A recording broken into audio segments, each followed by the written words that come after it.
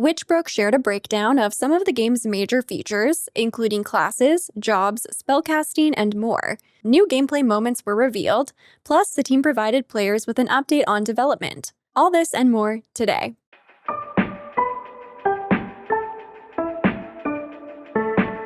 Hello friends, Sarah Sunstone here, bringing you the latest gaming news with Sunnyside Up. Today is June 18th, 2026. Witchbrook has officially broken their silence with a big developer blog, sharing more about what players can expect from student life at the Magical Academy, along with an update on how development is going and plenty more. Please go ahead and shine the lovely like button if you appreciate being kept in the loop with these updates, and make sure to subscribe to my channel with your notifications on so you don't miss out. Otherwise, without any further ado, let's get right into it. Alright, so in this brand new developer blog, we're taking a look at life at Witchbrook, starting from the very beginning, enrolling at Witchbrook College. So you've received your acceptance letter and you're ready to start an adventure as a new student witch in the city of Mossport. But what does your new life look like? How will you pay your way through it? And how will you meet your goal of graduating college? Very important questions. So here we see a brand new in-game still of what appears to be a cottage. It looks like we're arriving to the city of Mossport, the world of Witchbrook, maybe via taxi here, and we're meeting Professor Carlisle. Here the professors introducing themselves. I'm Professor Carlisle, and sharing that they teach at Witchbrook. You must be Taylor, so this probably takes place after character customization, and when we've actually set our player name. Now they're really setting the scene for how we arrive in the world. Luckily, your aunt has left you her cottage, but classes aren't cheap, and surviving on instant noodles is depressing, so you'll need to find a job. Luckily, the greedy cottage familiar has a plan to benefit both your studies and your bottom line. So this is the first official mention of the familiar. We've seen this little guy a couple of times, this little bird, but apparently this is the greedy cottage familiar. So it almost seems like we're going to arrive at our aunt's old cottage and meet this character named Fable. They say, I suspect you'll be off to enrollment, And then we can choose either away I go or I'm so excited. So we don't really have a choice in the matter, but we do get some dialogue options. It's interesting because here you can see a bunch of boxes and cobwebs and overgrown bits of furniture, broken dishes. There's a lot going on, so it's definitely abandoned when we first move in. But, we'll clean this up, we'll decorate it over time once we get our feet off the ground. The team is also sharing that along with Fable, this familiar, you'll also have the support of your coven, which is a group of witches you'll be living and studying with at Witchbrook, as well as the guiding hand of your benevolent coven leader, who is Professor Carlisle. So that is the first professor we meet, maybe the first character we meet when we arrive. And this professor is now confirmed to be our coven leader. So we already got so much information in just this first little bit of the dev blog. And now we're moving on to our witchy business. So they say, why not start your own witch business? The townsfolk around Mossport are desperate for goods and services only a witch can offer, and your classes at college will expand the kind of goods you can supply them with. Your trusty moped, or broom once you've earned your license, allows you to deliver goods all over Mossport. So this alone confirms a couple things. First of all, that as we take different classes, we'll be able to create more different types of goods. And also, we'll probably start out with a moped, but once we get a license specifically, then we can fly on a broom. So here we can actually see a request board where we can pick up some different job requests. There's a variety of different items, so uplifting incense, peppermint tea, the wreath of solace, beauty butter, and rosemary tea. And it looks like we can pick up to 4 different requests and then deliver them in exchange for some gold. They say, of course, building a good business relationship is important and comes with its own benefits. Fulfilling business orders increases that relationship and unlocks all sorts of perks and upgrades for your business. So this looks like an interface that records our overall business progress. So it is actually organized and more official than what I was expecting from little side jobs. It looks like we can actually name our business. Here it says Fable & Co. We have a reputation level. We can also track our income on a weekly basis, an all-time basis. And then we can see different little stats, like how many requests we've fulfilled, how much distance we've traveled. And then it shows us some of the different business perks we've unlocked. So this is really cool and definitely more involved of a system than what I was expecting. They do touch on the markets a little bit here, so they say that Sunday markets offer their own unique opportunity for your business. So why not bring your goods into town, stock up a stall, and see if you can make a good deal with townsfolk. So we have known about those Sunday markets, but they're just reiterating that here, and they're also sharing another really nice, vibrant look at the world. We have a player on a broom next to a request board. I love all the sidewalk chalk here. And notably, on the upper left corner here of the interface, we can see some different business requests that are actually being tracked. So it looks like the players picked up a bunch of different orders to fulfill, and it actually shows where on the map, like the address you'll need to deliver each item to. So it seems like everything's well organized and very trackable. We'll do a deeper dive into some of what's being shared here in a future video, but we're gonna hit the main points today. So next, let's talk about taking classes, which seems like that's where a lot of our money's going to be going. So all that hard-earned money can pay for classes. But classes teach a witch new skills, enabling them to complete college assignments, craft, and obtain new items, and also undertake new activities. It's also an opportunity to get to know your professors and coven mates. So here we get a little look into one of the classrooms. We've seen this classroom before. It's being taught here by Professor Wicks, and they're saying to gather round, it's time for a practical demonstration. Now, these classes are said to cover a variety of magical disciplines, from crafting tea, incense, and salves early in your student career, to potion brewing, astrological divination, arcane rituals, and more. So really exciting stuff. And here we can get a nice look at the crafting interface. The player is using some dried sage to actually craft a tea. So with classes come assignments. And throughout the week, the college will actually post assignments for you to complete using the skills you learned in class. Now, many of these assignments will actually require you to head into Mossport to consult with its residents, diagnose a solution using the materials in the school library, and put that solution into action. So this is really interesting that our assignments will actually involve going into the town. I actually thought this was just going to be for side jobs, but no, it's for assignments too. So here's an example of an assignment called Black Hole Blunder. It says, I'm looking for a witch to help me with the star reading. Please consult the stars for me. And then at the bottom here, we have a new type of currency, which I believe they're calling college merits. Here it says, completing an assignment will earn you college merits, which can be spent in the college shop for all sorts of wonderful items, but more importantly, will allow you entry to your college exams. Often the folks you help will want to send you thank you gifts of their own too, so that's pretty cool. So we do have the gold currency that we're earning from our business, and then we also have the college merit currency, which I think is really fun that we can actually spend in the college shop. Now, apparently these credits are also earned throughout the game for exemplifying what it means to be a witch, whether that's helping out around town, completing side quests, or unlocking knowledge, which we're going to look at next. So as you live and study in Mossport, you'll come to build up knowledge on all sorts of subjects, and this is reflected in your knowledge collection. This is also something we've chatted about a little bit before, but we're getting a deeper dive on it now. So the knowledge collection tracks everything you've learned and contains the requirements to memorize new information. For example, finding an herb for the first time in the forest might unlock that herb in the knowledge collection, along with its description. But information on the growth time of that herb will unlock only once you've grown it a number of times. So there's different levels to the knowledge. Here we're taking a look at the sea slug, its seasonal availability, its description, and then also where it can be found, which is likely a piece of knowledge that we had to unlock. So to start with, you'll be looking up this information in books found and borrowed from the school library. Don't forget to return them on time, but as you progress, you'll be able to rely more and more on your own knowledge. So the library does seem to have a practical purpose. We'll actually go to the library to get books, acquire knowledge, and then apply it to whatever we're participating in. And then over time, as we build out this knowledge collection, we'll just have it on hand ourselves. So, it wouldn't be school without some exams. So we will be taking exams. It's an important part of our college life.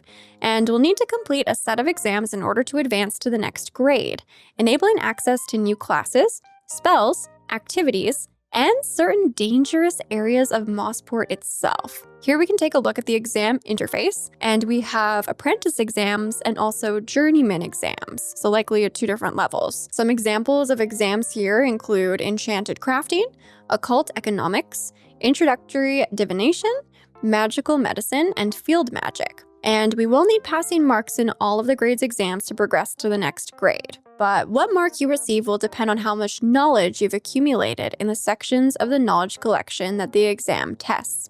So it does seem like based off of how well we fill this out is going to determine how well we do on the exams. They give an example here. So for example, a magical medicine exam might test your herbal tea, salve, and herbology knowledge categories. Not sure you'll pass? Attend a Coven study group where Coven members will test your knowledge with mock exams.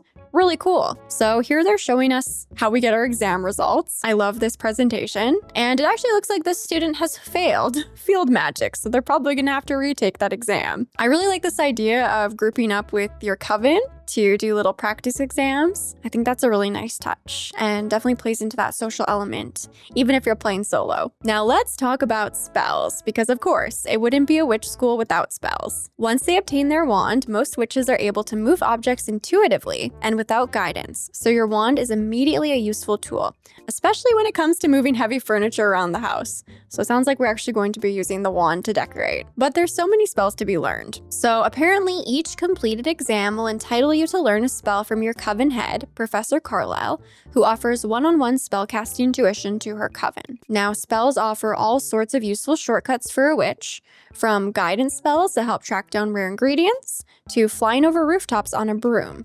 There's a large variety of useful spells to learn. So that's 2 spells confirmed, but I'm sure there's plenty more. And we do get to see what it might actually look like to either learn or cast the spell. I imagine this might be the initial introduction, a little mini game we have to do to learn the spell itself. It's possible that we would have to do that mini game every time we want to cast a spell, but I think it's maybe more likely that once we learn it, we can use it more freely. I do really like the look of this though. Now, one thing that's really important for succeeding in academics, but is often overlooked, is actually well-being. And it seems like they're actually implementing this as a system into the game. So the team shares, it's important to look after yourself between your studies. And that's where the well-being system comes into play. Everything you do in Mossport, from petting a dog to taking a walk in nature or having a conversation with a friend, can increase your well-being. But on the other hand, staying up far too late or upsetting a friend might actually decrease well-being. So confirmed, you can pet the dogs. We actually see the player here with a cute little dog, and I really like the idea of this. To give us a better idea of how this will actually be implemented, they're showing here a day end summary. So at the end of a long day, the day's events are tallied up and your current well-being level is adjusted. And you are motivated to actually pay attention to this because taking care of yourself enables all sorts of bonuses, from increased income and better deals to gifts and relationship benefits. Apparently, you might even perform better in your exam. It really pays to look after yourself. I mean, this is realistic, honestly. So we can see here the day end summary, money earned, assignments completed, requests fulfilled, merits earned. But then down here we have the event log, had a chat, pet an animal, went to bed early. So today's well-being was good, and we actually have a scale that it's being rated on, from good, probably like excellent, and then all the way to very poor. I also love this artwork back here for the day end summary. Beautiful.